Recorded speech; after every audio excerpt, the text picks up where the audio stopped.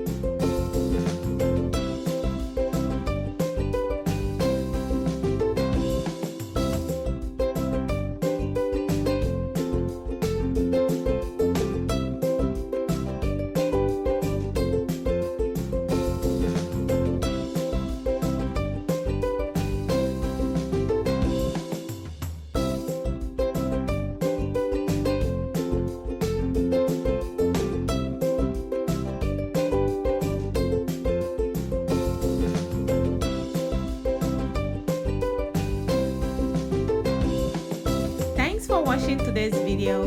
If you haven't subscribed yet to my channel, please consider subscribing. If you have any question you want to ask regarding this video, you can comment that on the comment section and I'll reply to your comment. Share my video and give me a thumbs up. See you in my next video. Bye.